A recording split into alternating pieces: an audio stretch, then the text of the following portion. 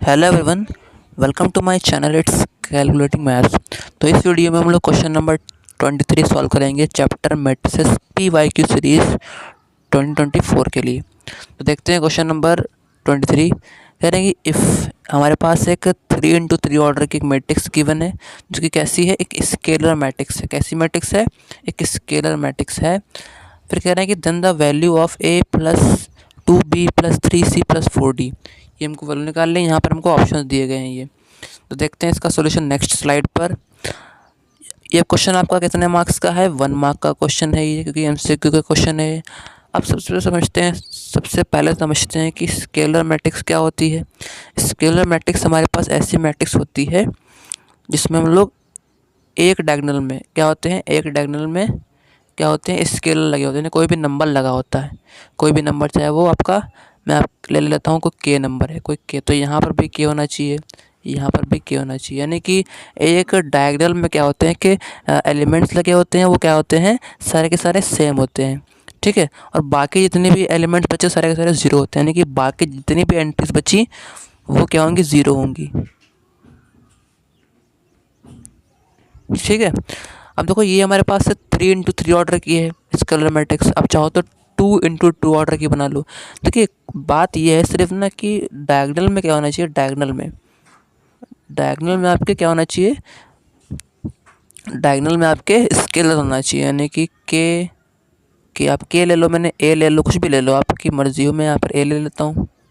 तो अगर यहाँ पर A लिखा हुआ है डायगोनल, तो इधर भी क्या होना चाहिए, A होना चाहिए। यहाँ पर ज़ीरो, यहाँ पर ज़ीरो।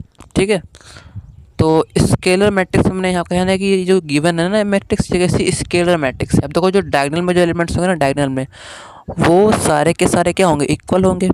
सारे के सारे क्या होंगे, इक्वल होंगे। और जब सारे के सारे इक्वल होंगे ना, यानी कि यहाँ पर देखिए ये 5 है, ये आपका कोई स्केलर नंबर है ना।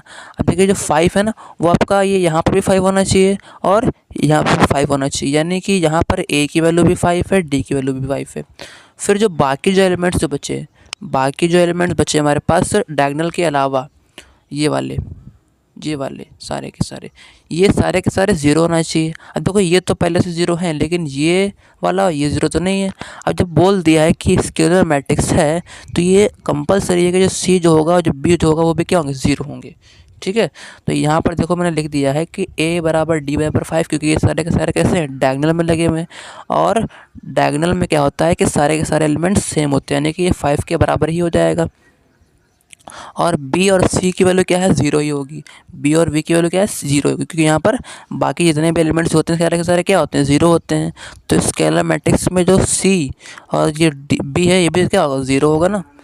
अब जो पूछा है हमसे, क्या पूछा है कि A plus 2B plus 3C plus 4D value put कर देंगे। तो A की वैल्यू क्या है, 5 है, पुट कर दिया। B की वैल्यू कितनी है, 0 पुट कर दिया। C की वैल्यू कितनी है, 0 पुट कर दिया। D की वैल्यू कितनी है, 5 पुट कर दिया। सॉल्व कर दो थोड़ा सा, तो 5 प्लस 4, 5 जो 20। देखिए 5 4 तो 20 है। देखो 5 प्लस 25 हो गया, यानी कि आंसर कितना है, 25 आया। अब देखो ये जो आंसर है ये आपका किस ऑप्शन में फिट हो रहा है, 25 D वाले में। ठीक है। तो ये सॉल्यूशन आपको पसंद आया होगा, है ना, ये आपको अच्छा लगा होगा। ठीक है। और इस क्वेश्चन की PDF आपको डिस्क्रिप्शन बॉक्स में मिल जाएगी, क्योंकि NCERT के साथ आपको प्रीवियस ईयर क्वेश्चन आपको करना ही करना चाहिए। और अगर आप NCERT नहीं भी कर पाते, अगर लास्ट मोमेंट में भी अगर इसको आप देखते हो, अगर आप सारे वीडियोस को वॉच करते हो, देखते हो, तो फिर कंपलसरी आपके 80+ मार्क्स आपको ये देगा ही देगा। ठीक है। तो मिलते हैं हम लोग नेक्स्ट वीडियो में, तब तक के लिए जय हिंद दोस्तों।